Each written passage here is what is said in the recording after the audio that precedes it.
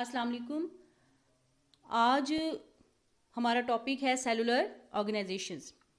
Last 2 lectures में हम लोगों ने डिटेल जो एक्सप्लेन की थी मैंने, that are the level of organisations, and out of that one of the level is cell level of organisation. Today's lecture based on the details of that level of organization, and that is cellular organizations. Cell, what is cell? Already आप सब बच्चे जानते हो, and already I have explained कि there are 2 type of cells, that are prokaryotic cells and eukaryotic cell. Prokaryotic cells are those cells that do not have proper nucleus in their cells. Likewise bacteria, generally आपने जब draw किया होगा तो just chromosomes और DNA is drawn. Eukaryotic cells are those that have proper definite organized nucleus in their cells. For example, animal cells आप सब बच्चों ने ड्राइंग्स छोटी क्लासेस में की होगी, एंड उसमें आप सब बच्चे न्यूक्लियस को मार्क करते थे. अब हम लिविंग ऑर्गेनिजम्स को क्लासिफिकेशन के अकॉर्डिंगली 5 ग्रुप्स में डिवाइड करते हैं. Scientist divided the living organisms into 5 groups, and that 5 groups are prokaryotes, protists, fungi, animals and plants. About the prokaryotes and protists already I have explained. Fungi भी I think so, mushrooms, the very common example, सब बच्चों को पता होगी. Animals and plants are not new for you. Prokaryotes mean those organisms that do not have proper nucleus in their cells. For example, bacteria, cyanobacteria. Protists are simple multicell or the unicellular organisms. For example, amoeba, paramecium, algae, etc. Fungi में rhizopus, mushroom, animals, so many of the animals are present in surrounding you, and the plants, तो वो भी आप सब बच्चों के surrounding में many of the plants are. अब हम बात कर रहे हैं cellular organization की. As cells form the organisms by different ways of cellular organization. What are the ways of cellular organization? There are 3 ways of cellular organization, that are number 1 unicellular organizations, number 2 colonial organization, and number 3 multicellular organization.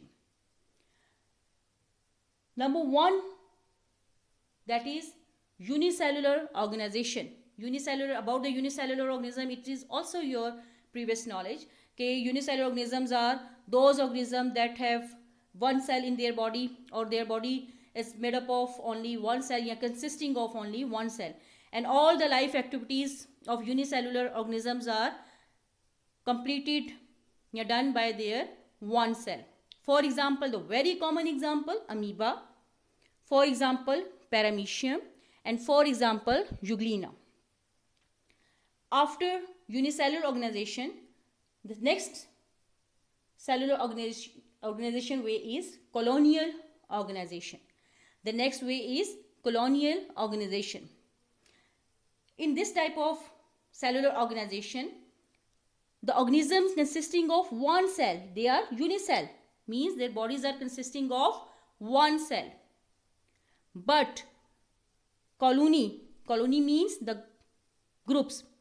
That cells or organisms, that organisms live in the form of colonies, in the form of groups. Their bodies are made up of one cell, they are composed of one cell, but they live in the form of groups. Not they live in isolated form, वो मिलकर रहते हैं. So that organization is called colonial organization. For example, green alga volvox. Okay, one of the colony of volvox consisting of hundreds of volvox cells. The difference between the unicellular organization and the colonial is, as both organisms body consisting of one cell.